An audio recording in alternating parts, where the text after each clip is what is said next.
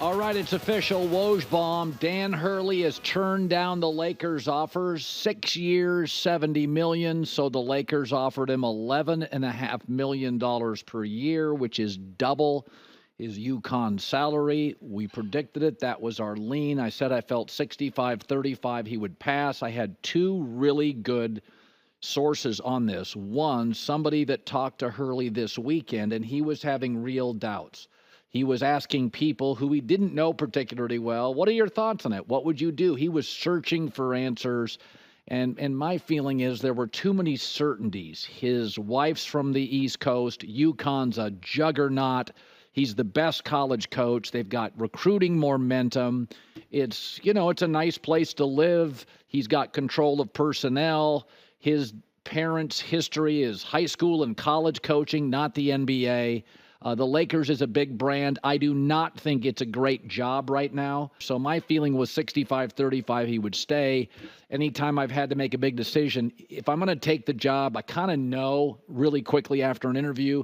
If I'm asking myself questions 36 hours, 48 hours after an interview, you didn't come with a compelling enough case. And I'll just say this. J-Mac had made really interesting points earlier that you have to strike when the iron is hot. That is true in most cases. That it's like Taylor Swift is on fire. Get her on tour. Like, I get that. But be very careful. One of my rules in life, be very careful about trying to get happier than happy. Dan Hurley, wife's from Jersey, great program. He's a very happy guy who just won a national title. Be careful about trying to be happier than happy. If you're happy, you won. Go on the internet. Everybody's angry. Everybody's pissed. Nobody's happy. Everybody's tribal. Ugh. I wake up, I drive to work, I'm happy every day. I won. Be careful about trying to elevate above that. He's in a great spot. Best program, great family. It's a beautiful place in the country to live. He's got control over personnel. And I think the bigger picture is Laker fans struggle with this. Don't confuse big brand with great job. The NBA is not the NFL. You just can't. It's not baseball where you can just buy as much as you want. It's not football where you can trade almost anybody you want. You've got a salary cap, and you have to have matching salaries to trade it. They don't have a lot of draft capital. This is also, and I don't think this can be underscored, LeBron is a lot. In LeBron's prime, you would put up with anything. He got you to the finals. He gets you to the play-in game in the West. And by the way, the West young players, Jokic is getting better. Ant's getting better. Luka's getting better. All the Western players, the young stars, Ant, they're all getting better. LeBron's getting older. Well, but the brand, this is not college sports where a Jim Harbaugh or a Steve Sarkisian or a Kirby Smart can walk into Georgia and get 25 first-round picks every year. The Lakers don't have 2 of their next 4 first-round picks.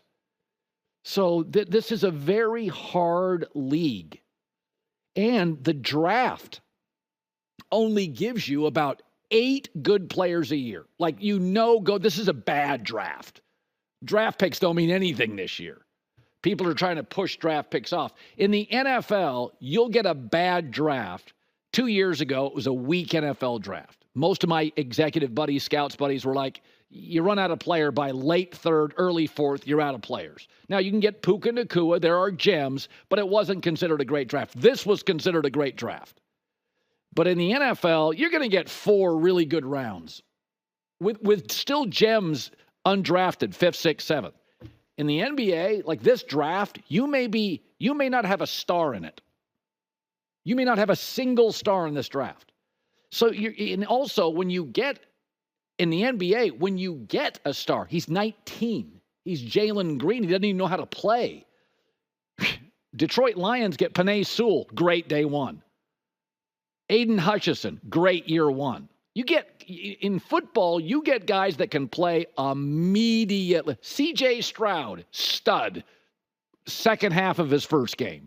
Sauce Gardner, lockdown, opener. That doesn't happen. Wemby comes into the league. He's the best prospect they're saying ever. Do you see how many games the Spurs won? The same as the year before without him. And that's the great player of the future of the NBA. So you get an occasional Draymond Green or a Jokic in the second round. There's a reason I can name them. Half the NFL is undrafted. So it's a much easier bill. I mean, Oklahoma City has done everything right for 4 years. Everything. They've won every trade. They can't beat Dallas. They can't win a second playoff series.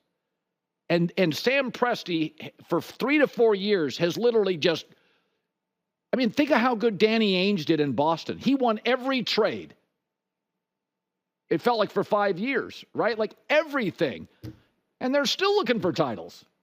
Hi, everybody. It's me, Uncle Colin. Subscribe here to get the latest from the herd, including exclusive behind-the-scenes videos and more, wherever you may be, however you may be watching.